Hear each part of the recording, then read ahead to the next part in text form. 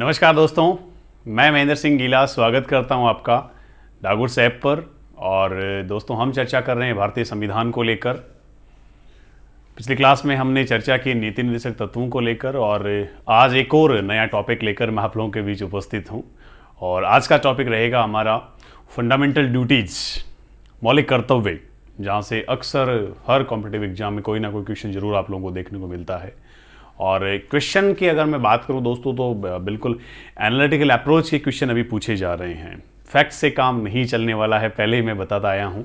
आज फिर मैं आप लोगों से वही डिस्कस कर रहा हूं कि थोड़ा सा डेप्थ में जाके हम लोगों को पढ़ना पड़ेगा, ऐसे काम नहीं चलेगा दोस्तों। चलिए स्टार्ट करते हैं टॉपिक को।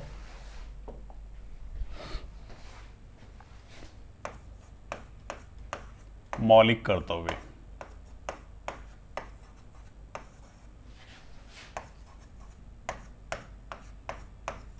मौलिक कर्तव्य, फंडामेंटल ड्यूटीज। मौलिक कर्तव्यों की बात करूं उससे पहले, जब मौलिक अधिकार का टॉपिक मैंने आप लोगों के साथ डिस्कस किया था, तो वहां पर एक छोटी सी कहानी मैंने आप लोगों को सुनाई थी कि मौलिक अधिकार और मौलिक कर्तव्यों को लेकर के जब बात अधिकारों की आती है तो हर व्यक्ति बिल्कुल अवेयर रहता है अपने अधिकारों को लेकर। जब बात कर्तव्यों की आती है तो हर व्यक्ति बैकफुट पे चला जाता है, जबकि होना ये चाहिए कि अगर कर्तव्यों का निर्वहन कोई व्यक्ति अगर करता है तो अधिकार ऑटोमेटिक मिल जाते हैं दोस्तों। बेसिक क्वेश्चन जो मौलिक कर्तव्यों से अब तक के कॉम्पिटिटिव एग्जाम से पूछा गया है दोस्तों, वह क्वेश्चन यही है कि मूल संविधान के अनुसार मौलिक कर्तव्यों की संख्या कितनी थी। पहला क्वेश्चन क्या पूछा जाता है दोस्तों कि मूल संविधान के अनुसार मौलिक कर्तव्यों की संख्या कितनी थी। मूल संविधान के अनुसार, मूल संविधानुसार मौलिक कर्तव्यों की संख्या कितनी थी। इस प्रकार का क्वेश्चन बहुत सारे एग्जाम से पूछा गया है, फिर पूछा जा सकता है। और ऑप्शन पता है एग्जामिनर क्या देगा वहां पर? 10, 11, 8, नन ऑफ द अबव।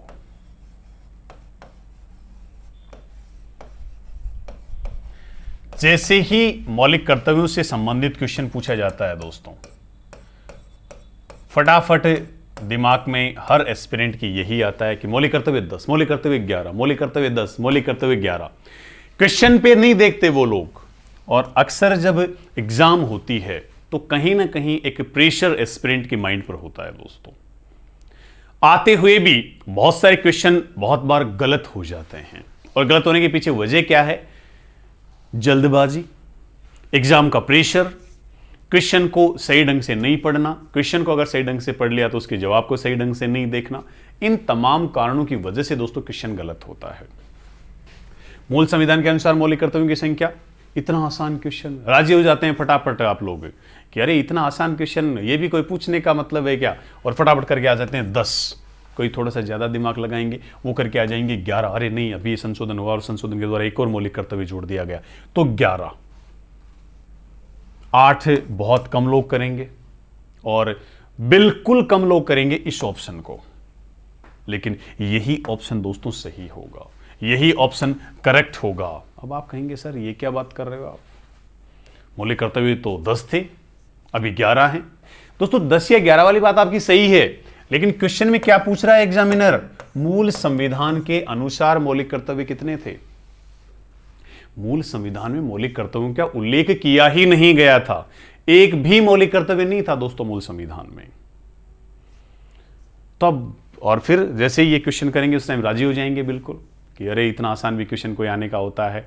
जैसे ही एग्जामिनेशन हॉल के बाहर आएंगे और अपने फ्रेंड से चर्चा करोगे तुम लोग, अरे यार इतने आसान आसान क्वेश्चन पूछे जा रहे हैं, बताओ मेरिट तो बहुत ज़्यादा जाएगी, ये है वो है।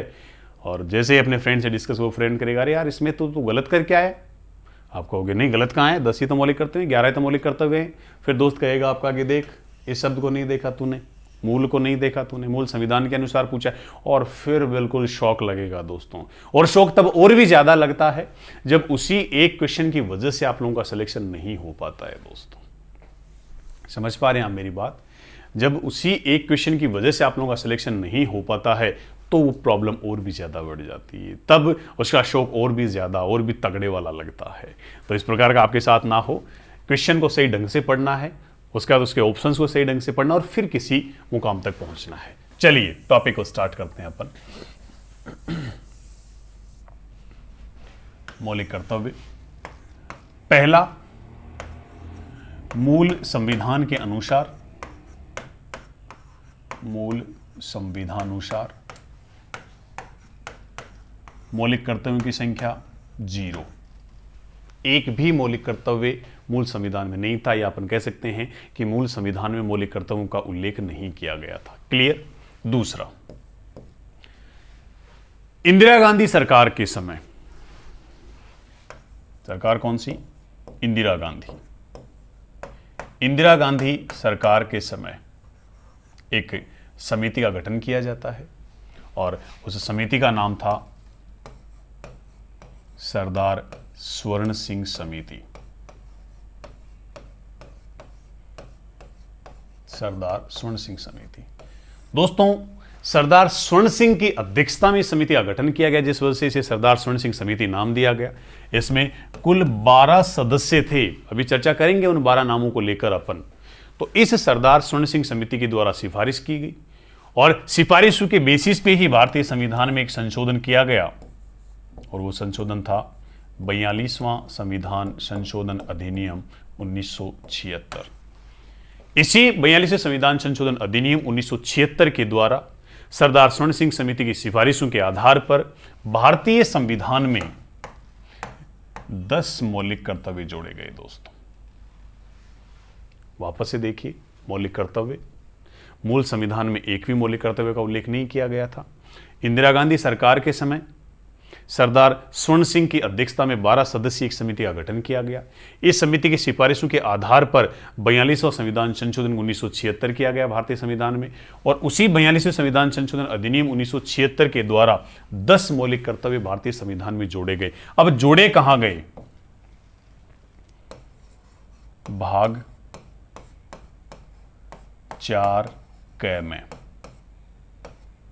भाग 4 क में 10 मौलिक कर्तव्य जोड़े गए। अनुच्छेद अगर पूछे जाएं आपसे तो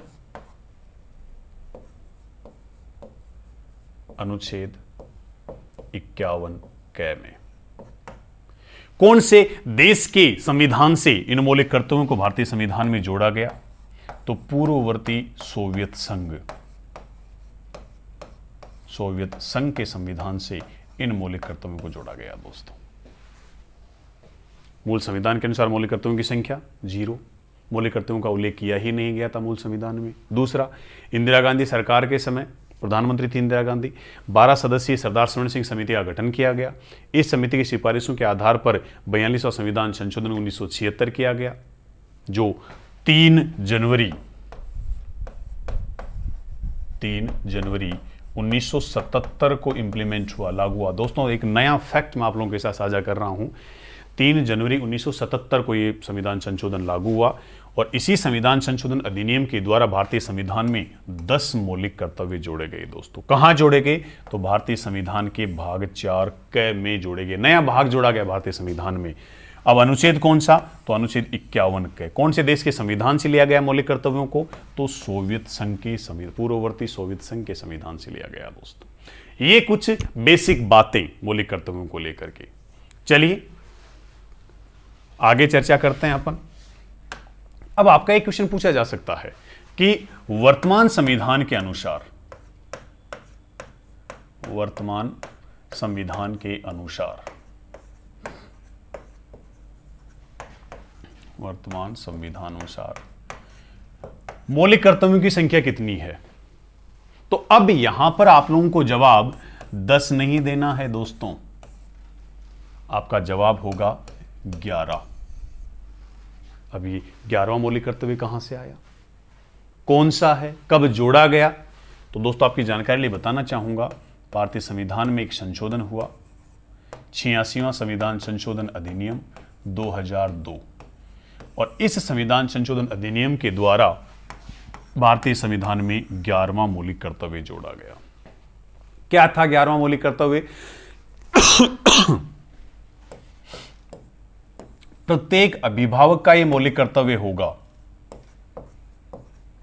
प्रत्येक अभिभावक का यह मौलिक कर्तव्य होगा कि वह अपने 6 से 14 वर्ष की आयु के सभी बच्चों को 6 से 14 वर्ष की आयु के सभी बच्चों को निशुल्क, निशुल्क व अनिवार्य शिक्षा उपलब्ध करवाएगा, free and compulsory education provide करवाएगा।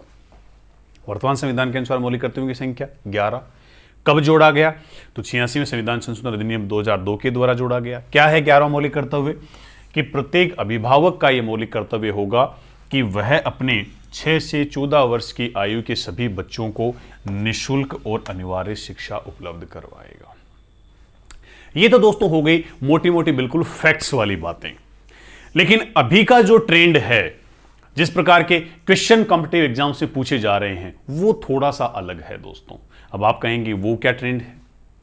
अभी पिछले दिनों आरएस का एग्जाम हुआ और उससे आरएस के एग्जाम में क्वेश्चन पूछ लिया गया कि तीसरे नंबर का मौलिक कर्तव्य कौन सा है। हो सकता है आगे आने वाले कॉम्पिटिटिव एग्जाम में पूछ लिया जाए चौथे नंबर का, 5वें नंबर का, 8वें नंबर का मौलिक कर्तव्य कौन सा है। तो कहने का मतलब है कि मौलिक, अब तक आप मौलिक अधिकारों को आर्टिकल वाइज पढ़ते आए हैं, एक सीक्वेंस में पढ़ते आए हैं, नीति निर्देशक तत्वों को सीक्वेंस में पढ़ते आए हैं। दोस्तों अब मौलिक कर्तव्यों को भी आपको सीक्वेंस में याद रखना पड़ेगा। जब तक सीक्वेंस में याद नहीं रखेंगे और अगर इस प्रकार कोई क्वेश्चन आ गया कि चौथे, 5वें, 6वें, 7वें नंबर का मौलिक कर्तव्य कौन सा है, तो 100% गारंटी है कि वो क्वेश्चन आप लोगों का गलत होगा। अब इसका कोई क्वेश्चन आप लोगों का गलत ना हो तो इसके लिए क्या करना चाहिए? एक एक मौलिक कर्तव्यों को टू द पॉइंट आप लोगों को याद करना पड़ेगा, सीक्वेंस में याद करना पड़ेगा, ऑर्डर में याद करना पड़ेगा। ऐसे नहीं एंड सेंड कोई सा याद कर लिया, कौन सा छोड़ दिया, नहीं दोस्तों, इस प्रकार से काम नहीं चलने वाला है। चलिए एक एक मौलिक कर्तव्यों को लेकर अपन डिस्कस करते हैं। Fundamental duties in Indian constitution, part 4A, भाग 4A में मौलिक कर्तव्यों को शामिल किया गया। ये खूबसूरत सा नक्शा हमारे भारत का, जिसमें ऊपर जम्मू कश्मीर से लेकर नीचे कन्याकुमारी तक और इधर गुजरात से लेकर अरुणाचल प्रदेश तक अनेक संस्कृतियां, अनेक समाज, अनेक व्यवस्थाएं, अनेक वर्ग, अनेक धर्म, अनेक जाति के लोग यहां पर निवास करते हैं। फिर भी हमारा भारत एक है, फिर भी हमारा इंडिया एक है दोस्तों। इतनी प्रकार की विविधताओं के बाद भी हिंदुस्तान एक है। एक ही व्यक्ति के द्वारा यहाँ की शासन व्यवस्था का संचालन किया जाता है। यहाँ का जो राष्ट्र प्रमुख है, जो राष्ट्रपति है, वो जनता के द्वारा अप्रत्यक्ष रूप से निर्वाचित व्यक्ति है दोस्तों। विश्व का सबसे बड़े लोकतंत्र वाले देश के नागरिक हैं। चलिए चर्चा करते हैं।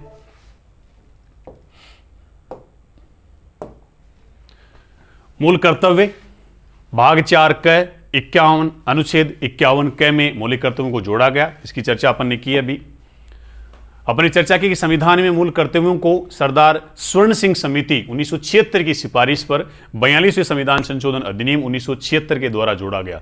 दोस्तों टाइम टाइम पर आप लोग स्क्रीनशॉट ले कीजिए, आप लोग स्क्रीनशॉट ले लीजिए या फिर इन कंटेंट को साथ साथ में आप नोट करते रहिए, ताकि इस प्रकार के जो फैक्ट है आप लोगों को रिवीजन के टाइम में बड़ी हेल्प होगी आपकी। क्योंकि वीडियोस को आप बार बार में नहीं देख सकते, साथ साथ में आप अपने नोट्स बनाते चलिए। ये वही कंटेंट मैं आप लोगों के साथ डिस्कस कर रहा हूं जो एग्जाम के पॉइंट ऑफ व्यू से बहुत महत्वपूर्ण रहने वाले हैं दोस्तों। चलिए अब चर्चा करते हैं अपन की कौन कौन लोग थे सरदार स्वर्ण सिंह समिति के सदस्य, कौन कौन लोग थे, उनको लेकर चर्चा करते हैं दोस्तों अपन। तो सरदार स्वर्ण सिंह समिति में सरदार स्वर्ण सिंह समिति की नियुक्ति कांग्रेस पार्टी के तत्कालीन अध्यक्ष, उस वक्त जो भारतीय राष्ट्रीय कांग्रेस के अध्यक्ष थे, देवकांत बरुआ। ये नाम दोस्तों जरूर ध्यान में रखिए आप लोग। उस वक्त कांग्रेस पार्टी के अध्यक्ष कौन थे? देवकांत बरुआ। तो देवकांत बरुआ के द्वारा 26 फरवरी 1976 को की गई थी।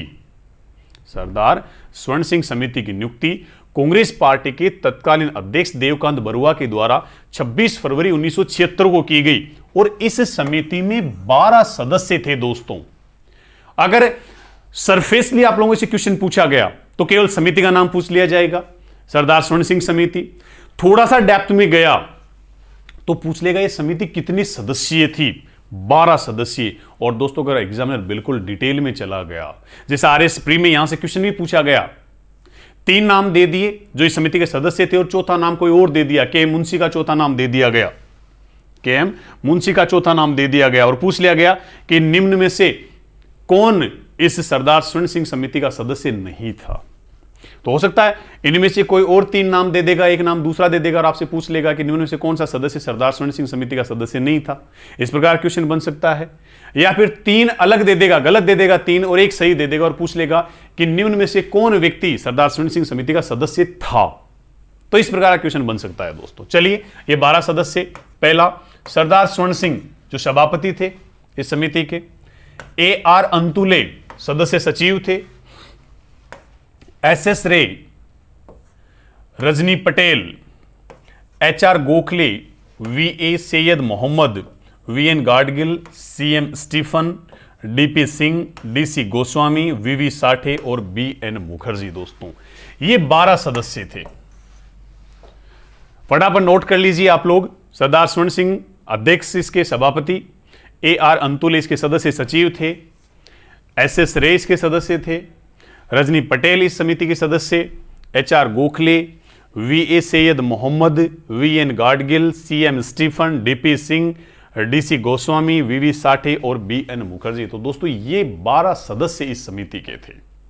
टोटल 12 सदस्य इस समिति के थे। चलिए एक एक मौलिक कर्तव्य को अपन डिटेल में पढ़ते हैं दोस्तों।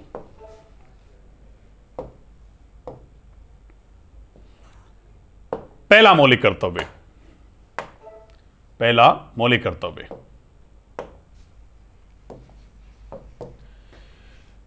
इस बात का जिक्र अपन पहले कर चुके हैं कि भारतीय संविधान के अनुच्छेद 51 क में इन मौलिक कर्तव्यों को स्थान दिया गया है, इनका उल्लेख किया गया है। पहला मौलिक कर्तव्य दोस्तों, ऊपर लिखा गया है कि भारत के प्रत्येक नागरिक का यह कर्तव्य होगा कि वह पहला संविधान का पालन करें। दोस्तों जो इतना खूबसूरत संविधान, इसका निर्माण संविधान वेताओं के द्वारा किया गया है, उस संविधान का पालन करें, उस संविधान की पालना करें, ऐसा कहा गया है पहले मौलिक कर्तव्य में। दूसरा, उसके आदर्शों, जो उसके आइडियल्स हैं, उसकी संस्थाएं, राष्ट्रध्वज जो हमारा तिरंगा है, विश्व विजयी तिरंगा प्यारा झंडा ऊंचा रहे हमारा, वही तिरंगा हमारा, वही राष्ट्रध्वज। दोस्तों आप लोगों की जानकारी लिए बताना चाहूंगा कि इस राष्ट्रध्वज को संविधान सभा के द्वारा कब स्वीकार किया गया। राष्ट्रध्वज को संविधान सभा के द्वारा कब स्वीकार किया गया? तो 22 जुलाई 1947 को संविधान सभा के द्वारा राष्ट्रध्वज को स्वीकार कर लिया गया। राष्ट्रगान जन गण मन जो रविंद्रनाथ टैगोर के द्वारा लिखित है, वही रविंद्रनाथ टैगोर जिसके द्वारा बांग्लादेश का जो राष्ट्रगान है उसकी भी रचना की गई थी, अनार सोनार बांग्ला, उसकी रचना भी रविंद्रनाथ टैगोर के द्वारा की गई थी दोस्तों। तो राष्ट्रध्वज, राष्ट्रगान, अच्छा राष्ट्रगान को संविधान सभा के द्वारा कब स्वीकार किया गया? तो 24 जनवरी 1950, 24 ऑफ जनवरी 1950। अपन पहले चर्चा कर चुके हैं दोस्तों इसको लेकर, अपन पहले चर्चा कर चुके हैं इसको लेकर कि राष्ट्रगान और राष्ट्रगीत दोनों को ही, राष्ट्रगान और राष्ट्रगीत दोनों को ही संविधान सभा के द्वारा 24 जनवरी 1950 को स्वीकार किया गया। क्लियर? दूसरा मौलिक कर्तव्य, स्वतंत्रता के लिए हमारे राष्ट्रीय आंदोलन को प्रेरित करने वाले, जब 1947 को दोस्तों जो आज़ादी हमें मिली 15 अगस्त 1947 को, वो इतनी आसानी से थोड़ी मिली है, किसी गिफ्ट में, किसी उपहार में आज़ादी थोड़ी मिली है। इसके पीछे हजारों लाखों लोगों ने अपने प्राणों का बलिदान दिया है, अपने प्राण सेक्रीफाइस किए हैं, तब जाकर के हमारे को दोस्तों ये आज़ादी मिली है। समझने की कोशिश कीजिए। तो उस स्वतंत्रता प्राप्ति के लिए जो राष्ट्रीय आंदोलन है, उसको प्रेरित करने वाले जो उच्च आदर्श हैं, जो हायर आइडियल्स हैं, आपके महात्मा गांधी, लाला लाजपत राय, विपिन चंद्र पॉल, बाल गंगाधर तिलक, अरविंद घोष, चंद्रशेखर, सरदार भगत सिंह, वीर सावरकर, ऐसे अनगिनत नाम दोस्तों, जिनकी आज अपन अगर काउंटिंग करने बैठ जाएं तो शायद लगभग 1-2 दिन चले जाएंगे, लेकिन उन लोगों के पूरे नाम अपन काउंट नहीं कर पाएंगे दोस्तों। तो उन सभी सूरवीर, सभी वे लोग जो आज वाकई में सलाम के योग्य हैं, जिन्होंने अपने प्राणों की परवाह ना करते हुए इस देश को आजाद कराने के लिए अपना प्राणों का सेक्रीफाइस कर दिया। सरदार भगत सिंह, बिल्कुल छोटी सी उम्र में सरदार भगत सिंह, राजगुरु, बिस्मिल्लाह, ये जो लोग हैं दोस्तों, बिल्कुल छोटी सी उम्र में फांसी के फंदे को गले लगा लिया, और हंसते हंसते फांसी के फंदे को गले लगा लिया। क्यों लगा लिया? केवल आजादी के लिए, केवल आजादी के लिए। चंद्रशेखर आजाद दोस्तों, ऐसे अनगिनत नाम हैं, सुभाष चंद्र बोस। तो स्वतंत्रता के लिए हमारे राष्ट्रीय आंदोलन को प्रेरित करने वाले उच्च आदर्शों को हृदय में संजोए रखें और उनका पालन करें दोस्तों। उन्हें हमेशा अपने हृदय में स्थान दें, हमेशा उनका सम्मान करें, हमेशा उनका आदर करें। बहुत सारे लोग हैं जो कभी कभार महात्मा गांधी को या फिर किसी दूसरे व्यक्ति की आलोचनाएं वो लोग करते हैं, तरह तरह की गंदी बातें उनके लिए बोलते हैं। तो प्लीज़ ऐसा ना करें। हमारे देश का संविधान में जो मौलिक कर्तव्य, वो क्या कहते हैं कि ऐसे जो उच्च आदर्श हैं उनको अपने हृदय में स्थान दें, अपने हृदय में संजोए रखें। तीसरा, यही वह मौलिक कर्तव्य जो RSP के एग्जाम में पूछ लिया गया दोस्तों। तीसरे नंबर का मौलिक कर्तव्य बताइए। अब जिसको सारे याद हैं और डिटेल में याद हैं और क्रमानुसार याद हैं तो उसका ये क्वेश्चन सही हुआ, बाकी 90% लोगों का ये क्वेश्चन गलत हुआ दोस्तों। तो तीसरा मौलिक कर्तव्य क्या है? भारत की प्रभुता, जो संप्रभुता है, जो सोवरेनिटी है, उसकी बात की जा रही है यहां पर। प्रभुता संप्रभुता से क्या मतलब है कि भारत अपने आंतरिक तथा बाह्य दोनों मामलों में पूर्ण रूप से स्वतंत्र है, किसी के अधीन नहीं है भारत। वह अपने इंटरनल जो शासन व्यवस्था संबंधी जो निर्णय है वो भी खुद ही लेता है। बाहर कौन से देश के साथ संधि करनी है, कौन से देश के साथ समझौता करना है, कौन से संगठन का हमें सदस्य रहना है, कौन से संगठन का सदस्य नहीं रहना है, ये हम डिसाइड करेंगे। ये हमारी शक्ति है, ये हमारा निजी अधिकार है दोस्तों। इसी जो शक्ति को हम संप्रभुता कहते हैं, सोवरेनिटी कहते हैं। एकता व अखंडता, यूनिटी एंड इंटेग्रिटी, जिसकी बात भारतीय संविधान की प्रस्तावना में भी की गई है दोस्तों। एकता व अखंडता, इसकी बात भारतीय संविधान की प्रस्तावना में भी की गई है। विभिन्न संस्कृतियों के लोग यहां पर निवास करते हैं, विभिन्न धर्मों को मानने वाले लोग यहां पर निवास करते हैं, विभिन्न जाति वर्गों के लोग यहां पर हैं, लेकिन फिर भी हमारी एकता, बिल्कुल हमारी जो यूनिटी है वो बनी हुई है दोस्तों, की रक्षा करें और उसे अक्षुण्ण रखें। तो तीसरा मौलिक कर्तव्य क्या है दोस्तों? कि भारत की संप्रभुता, एकता और अखंडता की रक्षा करे और उसे अक्षुण्ण बनाए रखे। क्लियर? चौथा मौलिक कर्तव्य, देश की रक्षा करें, देश की रक्षा करें। अभी कोरोना वैश्विक महामारी का दौर है, लॉकडाउन अगर लगाया जाता है तो उसकी पालना करनी चाहिए दोस्तों। हम उस लॉकडाउन की पालना करके खुद की सुरक्षा तो कर ही कर रहे हैं, साथ में दूसरे लोगों की सुरक्षा भी कर रहे हैं, साथ में हम देश को एक सहयोग प्रदान कर रहे हैं। साथ में सुरक्षा के साथ में कौन सी बात है? आह्वान किए जाने पर राष्ट्र की सेवा करें। आज सीमाओं पर हमारे जो जवान हैं, हमारे जो जाबाज सिपाही हैं, वो अपने प्राणों का बलिदान देते हुए, अपने प्राणों की बिना परवाह किए हुए बिल्कुल डटे हुए हैं वो लोग दोस्तों। ऐसे उन वीर सपूतों को बिल्कुल सैल्यूट है। मौलिक कर्तव्य क्या कहता है कि आवश्यकता अगर पड़ रही है और आह्वान किया जा रहा है तो राष्ट्र की सेवा करनी चाहिए दोस्तों। क्लियर? अगला मौलिक कर्तव्य,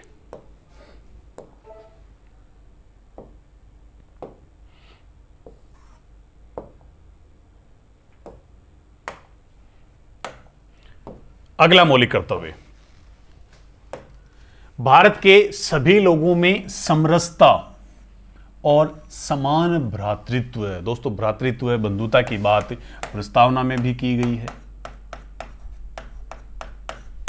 भाईचारे की बात प्रस्तावना में भी की गई है। भावना का निर्माण करें, सब लोगों में बिल्कुल भाईचारा होना चाहिए, आपस में सब लोगों को मिलजुल कर आगे बढ़ना चाहिए, मिलजुल कर सारे कार्यों को अंजाम दिया जाना चाहिए। आपस में कटुता नहीं होनी चाहिए, आपस में सांप्रदायिकता के आधार पर किसी प्रकार कोई वैमनस्य नहीं होना चाहिए, बिल्कुल एक दूसरे को कॉपरेट करते हुए आगे बढ़ना चाहिए दोस्तों। साथ में इस प्रकार की भ्रातृत्व की भावना का विकास करें जो धर्म, भाषा, प्रदेश, वर्ग आधारित सभी भेदभावों से परे हो।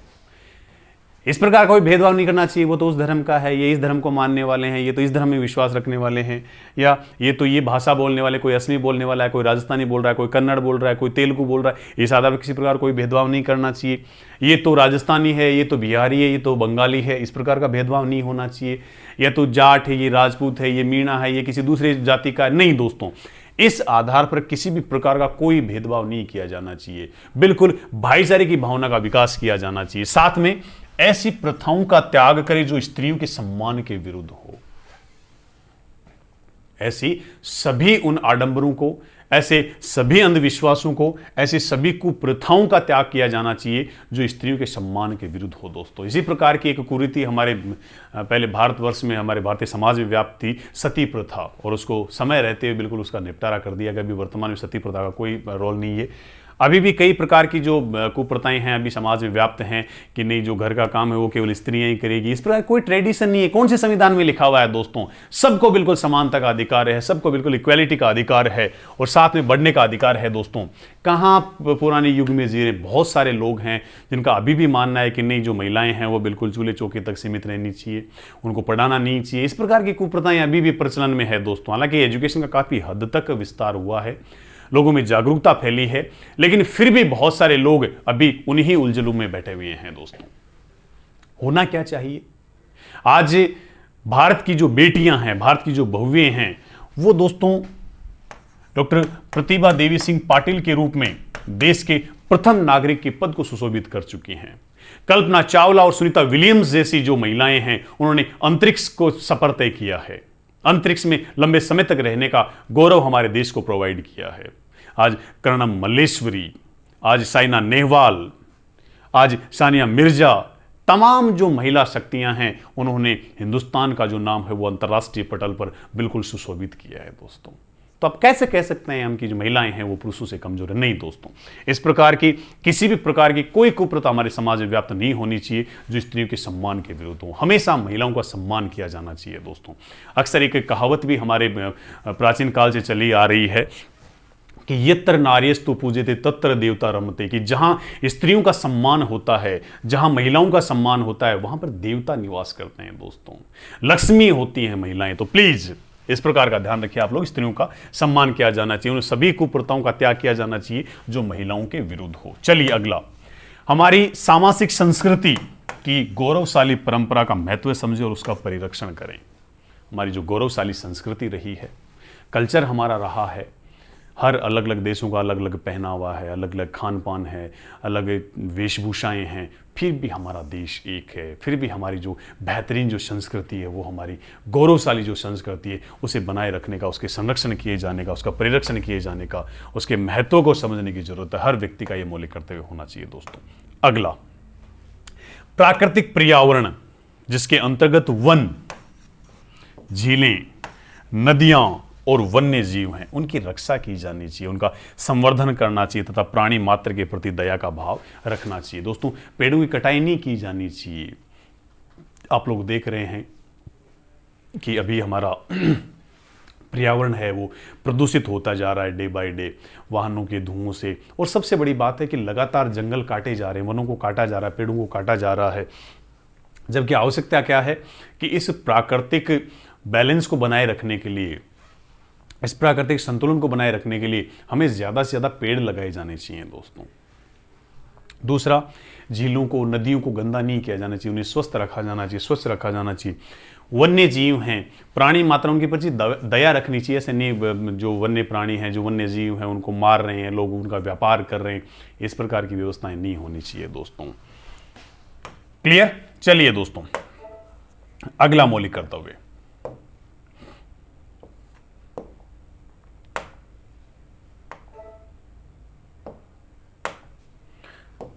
अगला मौलिक कर्तव्य, और वो है वैज्ञानिक दृष्टिकोण का विकास करें। वैज्ञानिक दृष्टिकोण, मानववाद और ज्ञानार्जन तथा सुधार की भावना का विकास करें। हमेशा टेक्निकली सोचना, साइंटिफिकली सोचना, हमेशा वैज्ञानिक दृष्टिकोण होना चाहिए। ऐसा नहीं अंधविश्वासों में जी रहे हैं, अभी भी पुरानी जो आडंबर हैं, जो अविश्वास हैं, जो कुप्रथाएं हैं, उनमें अभी भी हमारे विचार सक्रिय हैं। नहीं, वैज्ञानिक दृष्टिकोण का विकास किया जाना चाहिए। हमेशा कुछ ना कुछ नया सीखने की कोशिश हमारी होनी चाहिए, ज्ञानार्जन की व्यवस्था होनी चाहिए, सुधार की व्यवस्था होनी चाहिए किसी भी चीज़ में धीरे धीरे अगर इम्प्रोवाइज होता है तो एक न एक दिन हर चीज़ है वो बिल्कुल फिक्सेशन पे पहुंचती है, एक परफेक्टनेस पे पहुंचती है। चलिए अगला, सार्वजनिक संपत्ति को सुरक्षित रखें और हिंसा से दूर रहें। सार्वजनिक संपत्ति आपकी जो रोडवेज बसें हैं सार्वजनिक संपत्ति हैं, आपकी कल्याण के लिए, आपकी सुविधा के लिए चलाई गई हैं। सिटी बसें हैं वो आपकी सुविधा के लिए चलाई गई हैं। लेकिन दोस्तों फिर भी बहुत सारे लोग हैं जो आपके पार्क्स में अलग अलग इक्विपमेंट जो सरकार के द्वारा, राज्य के द्वारा स्थापित किए गए हैं, कई लोग उनको हमेशा नुकसान पहुँचाने की कोशिश करते हैं। जो रोड लाइट्स हैं उनको नुकसान पहुँचाने की कोशिश करते हैं, बसों को नुकसान पहुँचाने की कोशिश करते हैं। तो ऐसा नहीं किया जाना चाहिए। अगर समाज में किसी प्रकार का कोई वैमनस्य, कोई इस प्रकार की भावनाएं उत्पन्न होती हैं, अगर सांप्रदायिक घटनाएं होती है तो उसमें हिंसा से दूर रहें, हिंसा नहीं करें किसी भी कंडीशन में। ये हमारा अगला मौलिक कर्तव्य। उससे अगला मौलिक कर्तव्य, व्यक्तिगत और सामूहिक गतिविधियों के सभी क्षेत्रों में उत्कर्ष की ओर बढ़ने का सतत प्रयास करें, खुद निजी स्तर पर और सार्वजनिक प्रयासों से हमारे को ऊपर बढ़ना चाहिए, हमेशा आगे बढ़ना चाहिए हमें साथ में। और ऐसा करेंगे तो क्या होगा, जिससे राष्ट्र निरंतर बढ़ते हुए प्रयत्न और उपलब्धि की नई ऊंचाइयों को छू ले। दोस्तों समझ पा रहे हैं आप लोग। और अंतिम 11वां मौलिक कर्तव्य जो 86वें संविधान संशोधन अधिनियम 2002 की धारा 4, दोस्तों यहां भी याद रखिएगा इस बात को, 86वें संविधान संशोधन अधिनियम 2002 की धारा 4 के द्वारा भारतीय संविधान में 11वां मौलिक कर्तव्य अंतर स्थापित किया गया। और 11वां मौलिक कर्तव्य क्या है, जो माता पिता या संरक्षक हो वह 6 से 14 वर्ष, ये भी ध्यान रखिएगा दोस्तों, आप एज का जो सेगमेंट दिया गया है 6 से 14 वर्ष, तो 6 से 14 वर्ष की आयु के बीच की आयु के यथास्थिति अपने बच्चे अथवा प्रतिपाल्य को शिक्षा प्राप्त करने के अवसर प्रदान करेगा।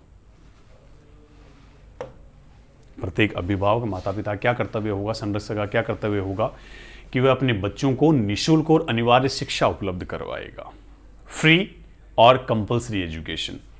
एज सेगमेंट क्या है, 6 से 14 वर्ष की उम्र वालों के। तो दोस्तों ये हमारा टॉपिक रहा मौलिक कर्तव्यों को लेकर के। इन मौलिक कर्तव्यों को एक एक आपको याद रखना पड़ेगा, डिटेल में आप लोगों को याद रखना पड़ेगा और कहीं ना कहीं क्रम में आप लोगों को याद रखना पड़ेगा, क्योंकि आरएस जैसे एग्जाम में अगर यहां से क्वेश्चन पूछा गया तो हो सकता है आपके कॉम्पिटिटिव एग्जाम में भी यहां से क्वेश्चन पूछा जा सकता है। तो दोस्तों मौलिक कर्तव्य से किस प्रकार के क्वेश्चन बन सकते हैं, पहला, मूल संविधान के अनुसार मौलिक कर्तव्य, तो एक भी मौलिक कर्तव्य का उल्लेख मूल संविधान में नहीं किया गया था। दूसरा, कब किया गया, किसके द्वारा किया गया, तो इंदिरा गांधी सरकार के समय एक समिति का गठन किया गया, सरदार स्वर्ण सिंह समिति, जिसके सरदार स्वर्ण सिंह अध्यक्ष थे। 12 सदस्यीय वह समिति थी। उस समिति के द्वारा अपनी रिकमेंडेशन पेश की गई, अपनी रिपोर्ट पेश की गई और उसी रिपोर्ट के बेसिस पर भारतीय संविधान में एक संशोधन हुआ, 42वां संविधान संशोधन 1976 में। और इसी 42वें संविधान संशोधन अधिनियम 1976 के द्वारा भारतीय संविधान में 10 मौलिक कर्तव्य जोड़े गए दोस्तों, 10 फंडामेंटल ड्यूटीज को ऐड किया गया। अब कहां किया गया, तो भारतीय संविधान में एक नया भाग जोड़ा गया, भाग 4 क या भाग 4A इंग्लिश वाले के लिए। कौन सा अनुच्छेद, तो 51A या 51 क में जोड़ा गया। क्लियर। 10 मौलिक कर्तव्य कौन से देश से जोड़े गए, कौन से देश के संविधान से जोड़े गए, तो पूर्ववर्ती जो सोवियत संघ है उसके संविधान से जोड़े गए दोस्तों। 1 2 3 4 5 7 8 9 10 11 तक आपको बिल्कुल क्रम में आप लोगों को याद रखना पड़ेगा। पहले नंबर का ये मौलिक कर्तव्य, दूसरे का ये, तीसरे का ये, चौथे का ये, और फिर फाइनली 11वां जो मौलिक कर्तव्य वो 86वें संविधान संशोधन अधिनियम 2002 के द्वारा जोड़ा गया। क्या जोड़ा गया कि प्रत्येक अभिभावक, माता पिता या संरक्षक का यह मौलिक कर्तव्य होगा कि वे अपने 6 से 14 वर्ष की आयु के जो सभी बच्चे हैं उनको निःशुल्क व अनिवार्य शिक्षा उपलब्ध करवाएगा दोस्तों। ये आपका टॉपिक मौलिक कर्तव्य का रहा। चलिए दोस्तों, हंसते रहिए, मुस्कुराते रहिए। अगली क्लास में एक और नए टॉपिक के साथ अपन मिलते हैं जो बेहद इंपॉर्टेंट आपके कॉम्पिटिटिव एग्जाम्स के दृष्टिकोण से रहने वाला है। तब तक के लिए wish you all the best.